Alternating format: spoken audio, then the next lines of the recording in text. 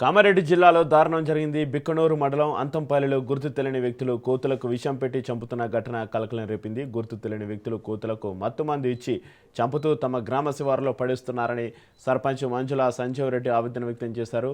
తమ గ్రామ శివారులోని హర్యానా దాబా ప్రాంతంలో సుమారు 15కు పైగా కోతులు చనిపోయి ఉన్నాయి. మరికొన్ని మత్తుమంతోటి ప్రాణాపాయ స్థితిలో ఉన్నాయన్నారు. మరణించిన కోతులను స్థానికులు సమీపంలో పూడ్చిపెట్టారు. ఈ విషయాన్ని ఫారెస్ట్ అధికారులకు తెలిపితే తమకు సంబంధం లేదంటున్నారు అని సర్పంచ్ తెలపడం జరిగింది.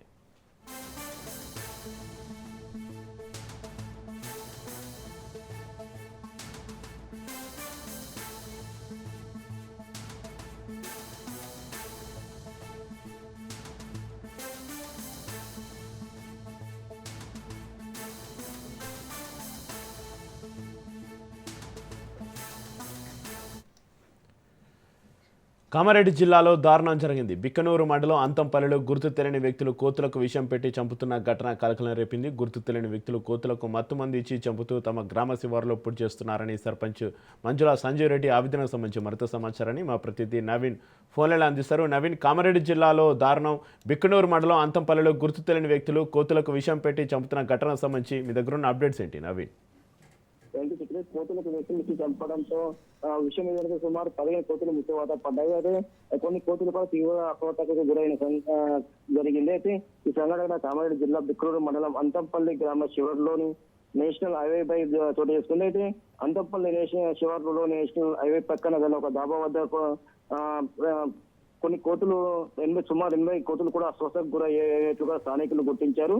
అయితే పరిసర ప్రాంతాల్లో 15 కోతులు అక్కడ వెళ్ళి దీంతో సమాచారాన్ని ఇటు వెటర్నరీ డాక్టర్ కు అందించారు. అయితే అక్కడ చేరుకున్నట్టు వెటర్నరీ డాక్టర్లు సుమారు అక్కడ వాటిని పరిశీలించారు. సుమారు 15 కోతులు చనిపోయినట్లుగా గుర్తించారు. మిగతా కోతులను కూడా అపరిమతక స్థితిలో ఉన్నట్లు కూడా గుర్తించారు. అయితే వాటికి మత్తు వీరడానికి కూడా వాడుతున్న డాక్టర్ అక్కడ వెటర్నరీ డాక్టర్లు కూడా వాళ్ళకి ఇంజక్షన్ ఇచ్చారు. అయితే మొత్తం 15 కోతులు కూడా మృతి చెందినట్టుగా తెలుస్తుంది. అయితే స్థానికులు మాత్రం ఎక్కడో వాటికి మత్తు మందిచ్చి ఇక్కడ పడేశారని చెప్పి కూడా స్థానికులు చెప్తున్నారు. దీనిపై కూడా గతంలో కూడా కుక్కలకు బిక్రూరు మండల కేంద్రంలో కూడా కొన్ని కుక్కలకు కూడా విష ప్రయోగం చేశారు. అయితే ఈ వరుస సంఘటనలతో ఇక్కడ ప్రజలు కూడా భయాందోళనకు గురవుతున్నారు. అయితే దీనిపై కూడా ఫారెస్ట్ అధికారులు కూడా స్పందించాలని చెప్పి చెప్తున్నారు. అయితే ఎవరైతే దీనికి కుక్కలకు వచ్చి ఇప్పుడు కోతులకు ఎవరైతే విష ప్రయోగం చేశారో వారిపై కఠినంగా చర్యలు తీసుకోవాలని చెప్పి కూడా చెప్తున్న పరిస్థితి మొత్తం ఉందని చెప్పవచ్చు. అయితే దీనిపై కేసు నమోదు చేస్తున్న పోలీసులు దర్యాప్తు చేపడుతున్నట్టు తెలుస్తుంది.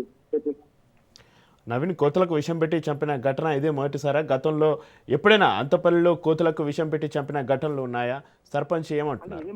ఇదే మొదటిసారి కావచ్చు. అయితే గతంలో కూడా కొన్ని రోజుల క్రితం కూడా బిక్రూరు మండల కేంద్రంలో కుక్కలు కూడా విష ప్రయోగం చేశారు. అందులో కొన్ని కుక్కలు కూడా మృతి చెందాయి. అయితే ఈ సంఘటన మాత్రం మొదటిసారిగా జరిగిందని కూడా తెలుస్తుంది. అయితే దీనిపై ఎవరు ఈ దారుణానికి పాల్పడ్డారో వారిపై చర్యలు తీసుకోవాలని చెప్పి కూడా స్థానికులు చెప్తున్న పరిస్థితి మాత్రం ఉందని చెప్పొచ్చు. చెప్పి అయితే ఈ విషయాన్ని ఫారెస్ట్ అధికారులకు తెలిపితే తమకు సంబంధం లేదంటున్నారని సర్పంచ్ ఆవేదన వ్యక్తం చేస్తున్నటువంటి పరిస్థితి.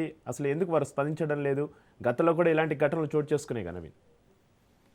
దీనిపై కూడా ఫారెస్ట్ అధికారులు కూడా ఇటు స్థానికులు కావచ్చు, అక్కడ ఉన్న సర్పంచ్ మహేందర్ రెడ్డి కూడా ఫిర్యాదు చేశారు. అయితే దీనిపై ఇప్పటి వరకు కూడా ఫారెస్ట్ అధికారులు స్పందించలేరు.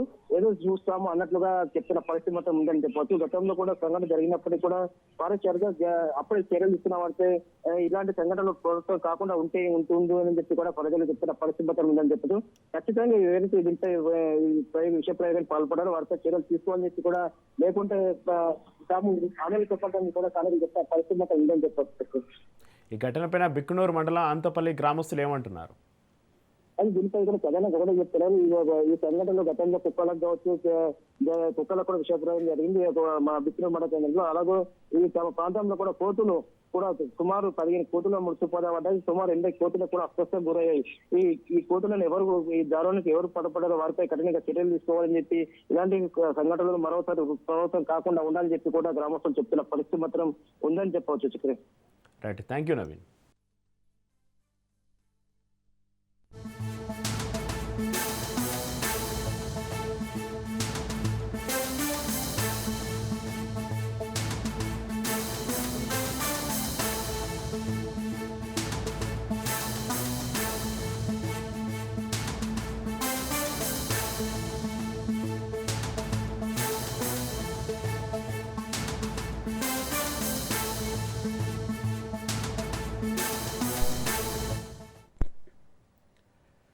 ఏపీ మద్యం కేసులో ఈడీ దూకుడు పెంచింది. ఈ కేసులో మాజీ ఎంపీ విజయసాయిరెడ్డి, ప్రస్తుత ఎంపీ మిథున్ రెడ్డిలను ఈడీ వరుసగా విచారణకు పిలవడం కీలక మలుపుగా కనిపిస్తుంది. ఇటీవల పార్టీ అధినేత జగన్కు దూరంగా ఉంటూ రాజకీయాల నుంచి వైదొలిగిన విజయసాయిరెడ్డి వైసీపీకి రాజీనామా చేశారు.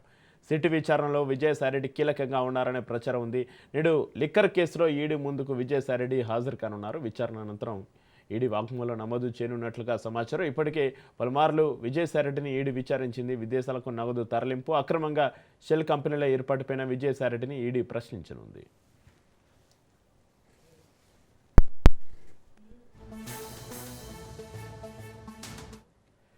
ఏపీ మద్యం కేసులో ఈడీ దూకుడు పెంచింది. ఈ కేసులో మాజీ ఎంపీ విజయసాయిరెడ్డి, ప్రస్తుత ఎంపీ మిథున్ రెడ్డిలను ఈడీ వరుసగా విచారణకు పిలవడం కీలక మలుపుకు సంబంధించి మరింత సమాచారాన్ని మా ప్రతినిధి సునీల్ ఫోన్లను అందిస్తారు. సునీల్,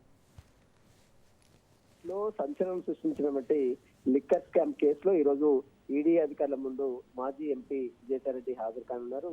ఇప్పటికే మద్యం పాలసీ కేసులో చాలా మంది అధికారులు, గత ప్రభుత్వంలో పనిచేస్తున్నటువంటి మంత్రులను, మరోవైపు అధికారులను, కొంతమంది బ్యూరోక్రాట్స్ ను కూడా సిఐడి అధికారులు అరెస్ట్ చేశారు. సిఐడి అధికారుల కేసు ఆధారంగా ఇప్పుడు ఎన్ఫోర్స్మెంట్ డైరెక్టరీ అధికారులు ఈసీఆర్ కింద ఎన్ఫోర్స్మెంట్ కేస్ ఇన్ఫర్మేషన్ రిపోర్ట్ కింద మనీ లాండరింగ్ యాక్ట్ పాల్పడ్డారన్న ప్రధాన అభియోగాలతోనే ఈడీ అధికారులు ఏపీ లిక్కర్ స్కామ్ కేసు నమోదు చేసుకుని దర్యాప్తు కొనసాగిస్తున్నారు. ఇందులో భాగంగానే ఈ రోజు మాజీ ఎంపీ విజయసాయిరెడ్డిని ఈడీ అధికారులు ఉదయం 11 గంటలకు బషీర్బాగ్ లో ఉన్నటువంటి ఈడీ ప్రధాన కార్యాలయం ముందు హాజరు కావాలంటూ కూడా గతంలో ఈడీ అధికారులు నోటీసులు జారీ చేశారు.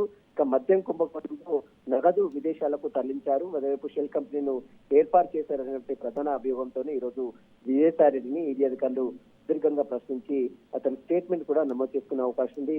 ఇప్పటికే అరెస్ట్ అయినటువంటి చాలా మంది నిందితులు ఇచ్చిన స్టేట్మెంట్ బేస్ చేసుకుని విజయసాయిరెడ్డిని ఆ కోణంలో కూడా ఈడీ అధికారులు ప్రశ్నించే అవకాశం ఉంది. మొత్తం మీద ఏపీ లిక్కర్ స్కామ్ కేసు పూర్తిగా ఇప్పటికే రాష్ట్ర వ్యాప్తంగా కూడా సంచలనం సృష్టించింది. చాలా మంది బ్యూరోక్రాట్స్ ని ఇందులో అదుపులో తీసుకున్నారు, చాలా మంది ప్రశ్నించారు, వారి యొక్క స్టేట్మెంట్ కూడా నమోదు చేసుకున్నారు. వారు ఇచ్చినటువంటి స్టేట్మెంట్ బేస్ చేసుకుని మరోవైపు ప్రజాప్రతినిధులను కూడా కొంతమందిని అదుపులో తీసుకొని విచారిస్తున్నారు. మరోవైపు ఇందులో భాగంగానే మాజీ ఎంపీ విజయసాయిరెడ్డిని కూడా ఈ రోజు విచారణకు హాజరు కావాలని ఈడీ అధికారులు నోటీసులు సర్వ్ చేశారు. ఇందులో భాగంగానే ఈ రోజు విజయసాయిరెడ్డి మరి కాసేపులోనే ఈడీ ప్రధాన కార్యాలయంకి హాజరయ్యే అవకాశం ఉంది. Right, thank you Sunil.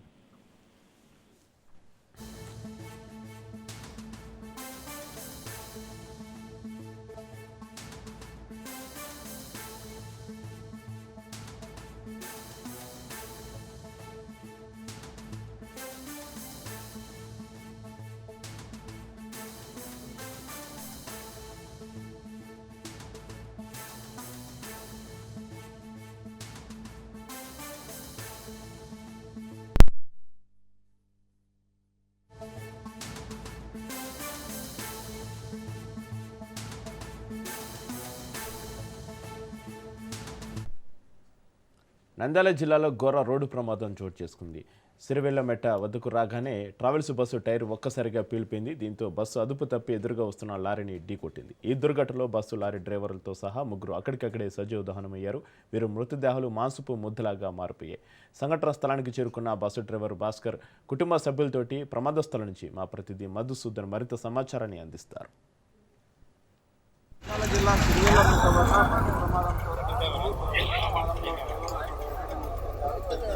డ్రైవర్కి సంబంధించిన బంధువులు మనతో ఉన్నారు. వారు ఎలా జరిగిందని చెప్పారు.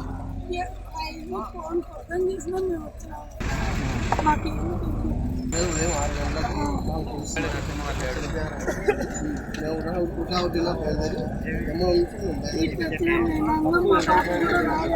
అది మాకు సమాచారం ఇది తెలియదు. మాకు 6 గంటల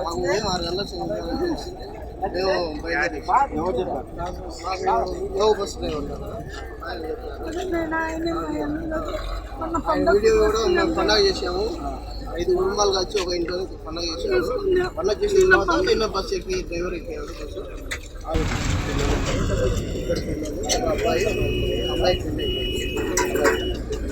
బస్సు ఏం చెప్పారు? ఇంత సమాచారం చెప్పారా? ట్రావెల్స్ వాళ్ళు చెప్పారా? ట్రావెల్స్ వాళ్ళు వచ్చి ఏం చెప్పలేదు. ఎన్ని రోజుల నుంచి పనిచేస్తున్నారు ట్రావెల్స్? మరి వారి సమాచారం వాళ్ళకి తెలిసింది.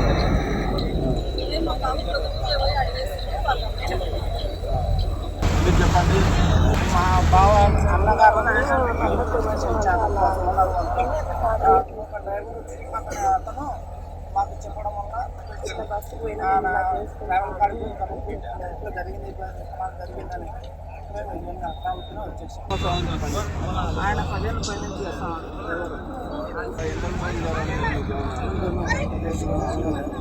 సమాజం తెలుసుకుని లాస్ట్ ఎప్పుడు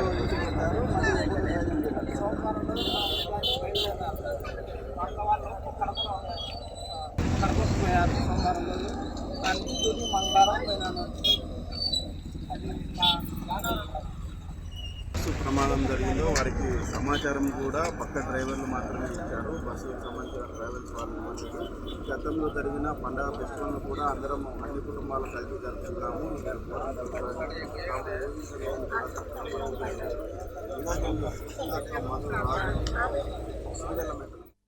నిజామాబాద్ పార్లమెంటు నియోజకవర్గ సమీక్షలో జగిత్యాల ఎమ్మెల్యే సంజయ్ పాల్గొనడంపైన తెలంగాణ కాంగ్రెస్ పార్టీ సీనియర్ నేత జీవన్ రెడ్డి తీవ్ర ఆగ్రహం వ్యక్తం చేశారు.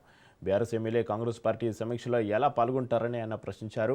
గాంధీభవన్లో నియోజకవర్గ సమీక్ష నిర్వహించారు. ఎమ్మెల్యే సంజయ్ పాల్గొనడంపైన టీపీసీసీ అధ్యక్షుడు మహేష్ కుమార్ గౌడ్, మంత్రి ఉత్తమ్ కుమార్ రెడ్డి సమీక్షలోనే జీవన్ రెడ్డి నిరసన వ్యక్తం చేశారు. బీఆర్ఎస్ ఎమ్మెల్యేని కాంగ్రెస్ పార్టీ సమావేశానికి ఎలా అనుమతిస్తారని ప్రశ్నించారు. బీఆర్ఎస్లోనే ఉన్నట్లు సంజయ్ అఫిడవిట్ ఇచ్చారని ఆయన గుర్తు చేశారు.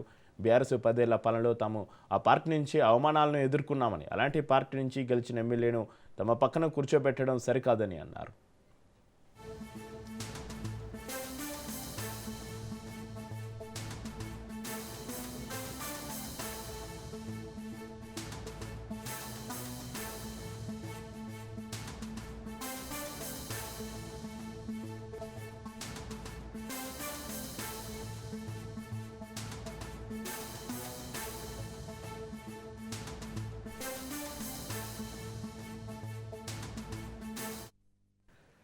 పదేళ్లు బీఆర్ఎస్పై పోరాటం చేశామని, ఇప్పుడు పోరాటం చేసిన వారినే గాంధీ భవన్కు రాణిస్తే కార్యకర్తలకు ఏమని సమాధానం చెప్పాలని నిలదీశారు. సమీక్ష సమావేశానికి సంజయ్ రావడం జీర్ణించుకోలేక తాను పీసీసీకి క్షమాపణలు చెప్పి గాంధీ భవన్ నుంచి బయటకు వచ్చానని అన్నారు.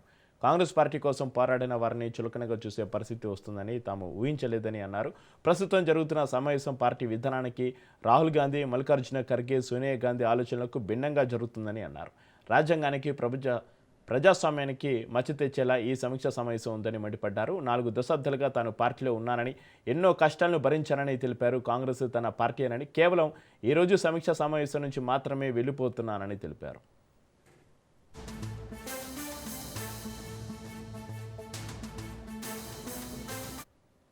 Internal meeting, this is Congress party internal meeting. Congress party అంతర్గత సమావేశానికి ఏదైతుందో వేరే రాజకీయ పార్టీ మన ప్రత్యర్థి పార్టీ, బీఆర్ఎస్ పార్టీ మన ప్రత్యర్థి పార్టీ, మన ప్రత్యర్థి పార్టీ శాతం పక్కన పులుసుకుడు పెట్టుకొని మన అంతర్గత సమావేశం స్థానిక ఎదుర్కొన్న అంశంపై ఎట్లా చర్చిస్తామే. నేను నిన్నయాగా మన జగిత్యాల్లో ఏదైతుందో అక్కడ శాసనసభ్యులు చేస్తున్న అక్రమాలు, అక్కడ శాసనసభ్యులు చేస్తున్న అక్రమాలు, నేను రోడ్డుపై కూర్చొని ఏదైతుందో అన్ని వెలుగెత్తి ఆయన చేస్తున్న అక్రమాలు, దోపిడీ, ఆయన చేస్తున్న అక్రమాలు, దోపిడీ ఏదైతుందో వెలుగెత్తి పత్రికా ముఖంగా మీ అందరి యొక్క సమస్య లోపల మొత్తం ప్రజానీకానికి ఏదైతుందో చూపెట్టడం జరిగింది.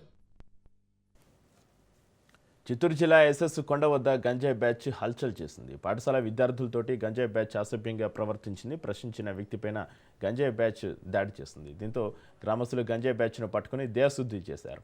గంజాయి బ్యాచ్ను పోలీసులు అదుపులోకి తీసుకున్నారు.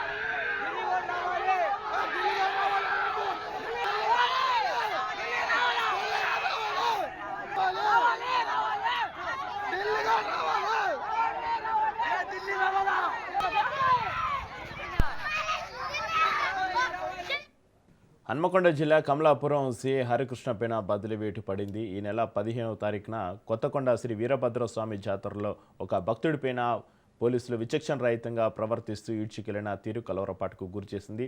బాధితుడు తల్లిదండ్రులు పోలీసుల కాళ్లు పట్టుకుని ప్రాధాయపడ్డా కూడా కనుకరించలేదు. ఘటనపైన పోలీసులను అడ్డుకుని పలువురు ప్రశ్నించగా ఫోన్ లైన్లో సీఏ స్పందించి మీ పెత్తనం ఏంటని రుబాబుగా మాట్లాడాడు. ఇదే అంశానికి సంబంధించి రాజ్ న్యూస్లో కథనంపైన స్పందించిన వరంగల్ సిపి శాఖపరమైన విచారణ జరిపి సీఏ హరికృష్ణను వీఆర్కి బదిలీ చేశారు.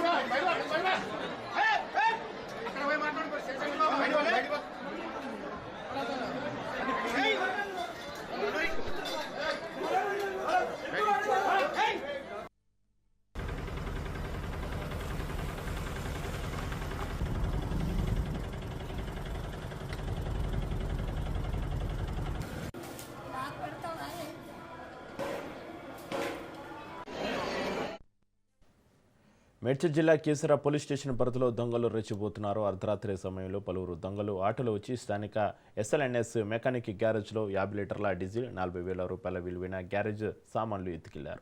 ఒకే గ్యారేజ్లో నెల రోజుల వ్యవధిలో 2 సార్లు దొంగతనం జరగడంతో గ్యారేజ్ యజమానులు భయభ్రాంతులకు గురవుతున్నారు.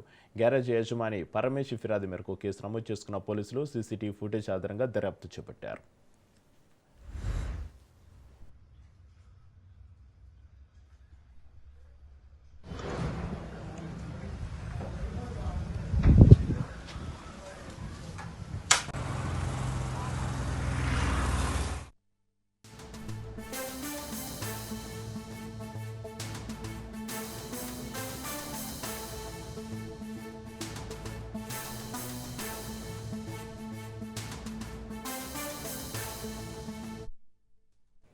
ఏలూరు జిల్లాలోని ఏజెన్సీ ప్రాంతంలో పెద్దపులి సంచారం స్థానిక ప్రజలను వణికిస్తుంది. గత కొన్ని రోజులుగా అటవీ సరిహద్దు ప్రాంతంలో పులి తిరుగుతుండటంతో అటు అధికారులు ఇటు ప్రజలు తీవ్ర భయాందోళనకు గురవుతున్నారు.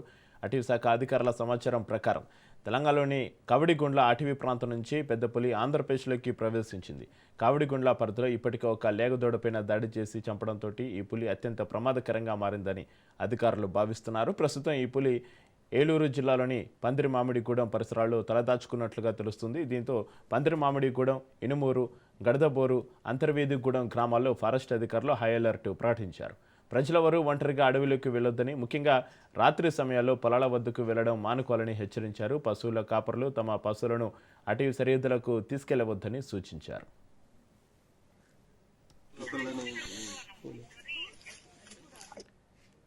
పులిని పట్టుకునేందుకు తిరిగి అడవిలోకి పంపించేందుకు అటవీ శాఖ అన్ని చర్యలు ముమ్మరం చేసింది. పులి ప్రయాణించే మార్గాల్లో ఎక్కడికక్కడ నిఘా ఉంచేందుకు అధునాతన ట్రాఫిక్ కెమెరాలను ఏర్పాటు చేశారు.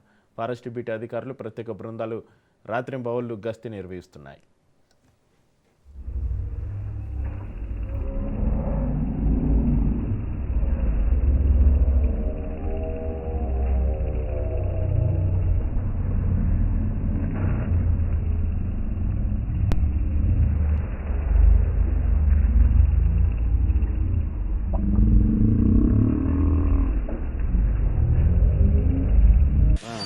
ఇదేంటంటే సందకడే జరిగింది.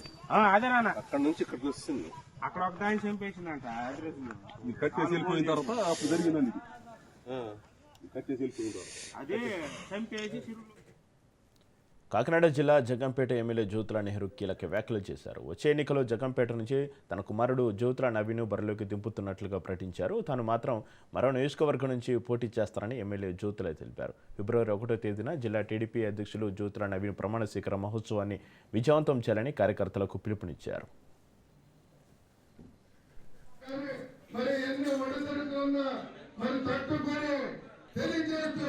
మన నియోజకవర్గ కార్యకర్తలకి నాయకులకి హృదయపూర్వక నమస్కారాలు తెలియజేస్తూ అదే రోజు ప్రమాణ స్వీకారం చేసుకున్నా.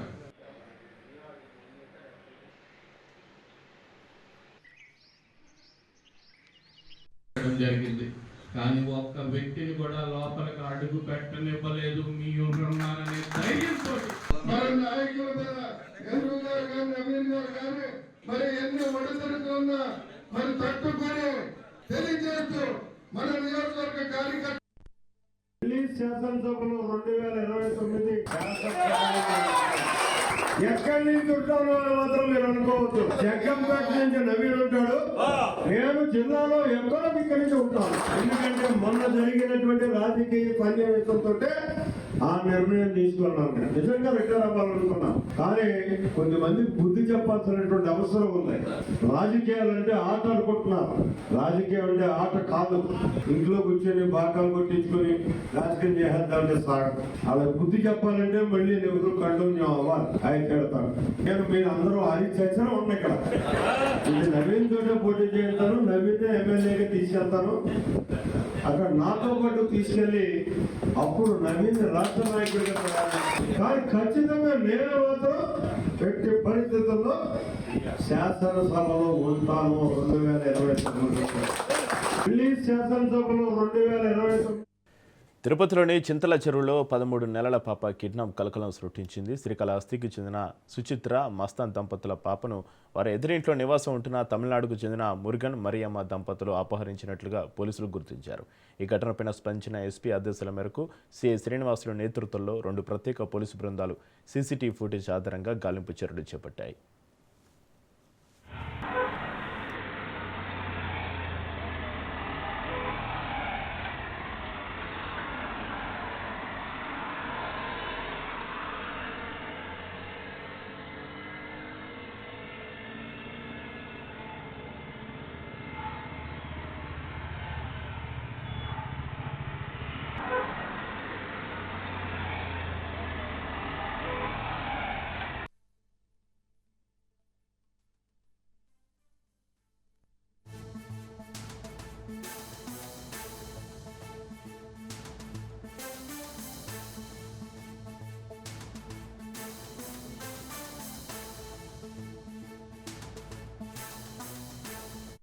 తెలంగాణ గ్రూప్ 1 వివాదం ఎట్టకేలకు తుది దశకు చేరుకుంది. నేడు గ్రూప్ 1 పరీక్షల నిర్వహణపైన హైకోర్టు తుది తీర్పు ఇవ్వనుంది. పరీక్షల నిర్వహణ మూల్యాంకనంకు సంబంధించిన హైకోర్టులో దాఖలైన వ్యాజ్యాలపైన ఇరు వర్గాల వాదనలు పూర్తయ్యాయి. గతంలో గ్రూప్ 1 పరీక్షల నిర్వహణలో అవకతవకలు జరగని అభిప్రాయపడిన హైకోర్టు సింగిల్ బెంచ్ జడ్జి మార్కుల తుది జాబితా జనరల్ ర్యాంకులను రద్దు తీర్పు వెలువరించింది. ఇక ఈ తీర్పును సవాల్ చేస్తూ టీజీపీఎస్తో పాటు గ్రూప్ 1లో ఉద్యోగాలు పొందిన పలువురు హైకోర్టులో అప్పీల్ దాఖలు చేశారు. ప్రధాన న్యాయమూర్తి జస్టిస్ అపరేష్ కుమార్ సింగ్, జస్టిస్ మొయినుద్దీన్లతో కూడిన ధర్మాసనం సుదీర్ఘ విచారణ చేపట్టింది.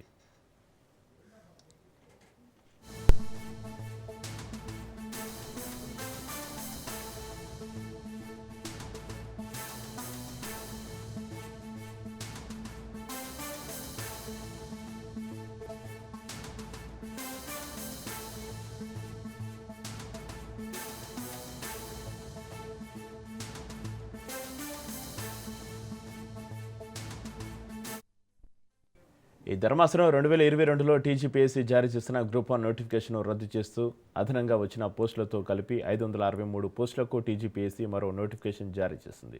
అయితే ప్రభుత్వం నుంచి ఎలాంటి ఆదేశం లేకపోయినా కమిషన్ రెండింటికి కలిపి ఒక నోటిఫికేషన్ జారీ చేసింది. అంతేకాకుండా ప్రిలిమ్స్కు, మెయిన్స్కు వేరువేరుగా హాల్ టికెట్ నంబర్లు కేటాయించింది. నిజానికి ఇది చట్టవిరుద్ధం. ఆ తర్వాత జరిగిన గ్రూప్ 1 మెయిన్స్ పరీక్షలో కేవలం 4 వేర్వేరు పరీక్ష సెంటర్లోని వారికే ఎక్కువ మార్కులు రావడం అనుమానాలకు తావిచ్చింది. పైగా సమాధాన పత్రాలను అన్ని సబ్జెక్టులకు చెందిన నిపుణులు మూల్యాంకనం చేయలేదని పిటిషనర్లు కోర్టు దృష్టికి తెచ్చారు.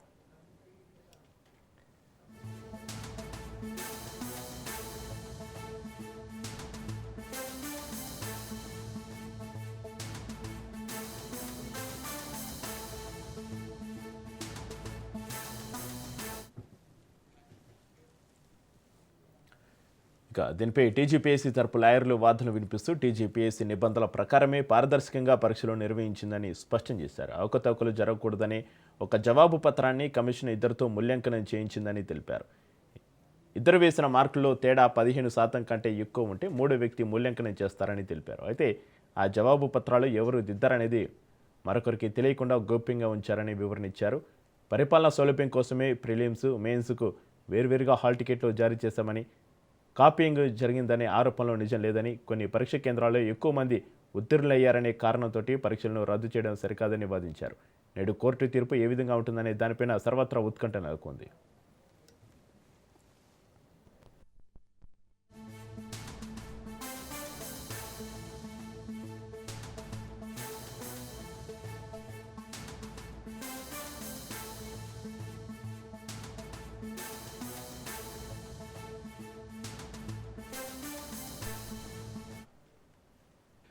దావోస్లో జరుగుతున్న వరల్డ్ ఎకనామిక్ ఫోరం వేదికగా అమెరికా అధ్యక్షుడు డొనాల్డ్ ట్రంప్ భారత ప్రధాని నరేంద్ర మోడీపైన ప్రశంసలు కురిపించారు. మోడీని అద్భుతమైన నాయకుడిగా అభివర్ణించిన ట్రంప్ భారత్తో బలమైన వాణిజ్య ఒప్పందం త్వరలోనే కుదురుతుందనే ఆశాభావాన్ని వ్యక్తం చేశారు. భారతదేశంతో గొప్ప ఒప్పందం కుదుర్చుకుంటానని ద్వైపాక్షిక వాణిజ్య సంబంధాలపైన ఆయన విశ్వాసం వ్యక్తం చేశారు. అయితే రష్యా నుంచి చమురు కొనుగోలు చేస్తున్న కారణంగా ట్రంప్ ప్రభుత్వం భారత్పై 50% సుంకాలు విధించడంతో ఇటీవల ఇరు దేశాల సంబంధాలు కొంతమేర సున్నితంగా మారాయి.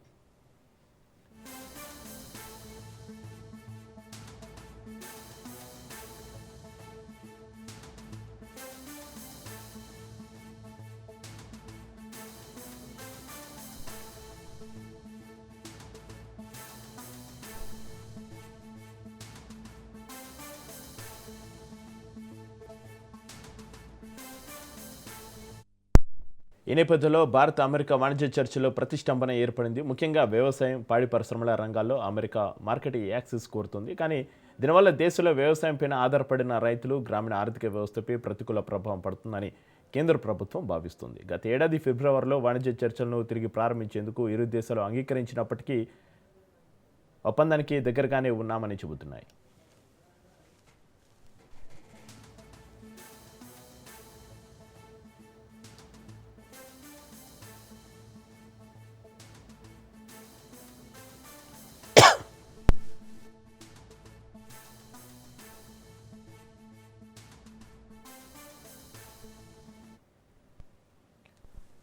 ప్రపంచ కప్ ముంగిట కీలక సిరీస్లో భారత జట్టు శుభారంభం చేసింది. 5 టీ20ల సిరీస్ తొలి మ్యాచ్లో 48 పరుగుల తేడాతోటి న్యూజిలాండ్ను చిత్తు చేసింది.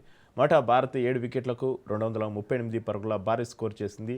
అభిజిత్ శర్మ మరోసారి చెలరేగిపోయాడు. 35 బంతుల్లో 84 పరుగులు చేసి మ్యాన్ ఆఫ్ ది మ్యాచ్ దక్కించుకున్నాడు.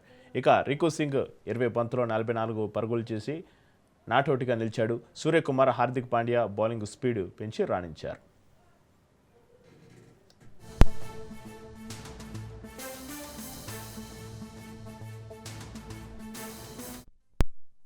ఇక ఆరంభంలో న్యూజిలాండ్ పోరాడినా కూడా 20 ఓవర్లలో 7 వికెట్లకు 190 పరుగులే చేయగలిగింది. 5 టీ20ల సిరీస్లో శుభారంభం చేసిన భారత జట్టు మొదట భారీ స్కోర్ చేసి ఆపై బంతితో కివీస్ను నిలువరించింది. అద్భుత బౌలింగ్ తోటి సూర్యసేన ఘన విజయాన్ని సొంతం చేసుకుంది. ఇక అభిషేక్ శర్మ బ్యాటింగ్తో అదరగొట్టగా బౌలర్లు సమిష్టిగా రాణించి కివీస్ను కట్టడి చేశారు.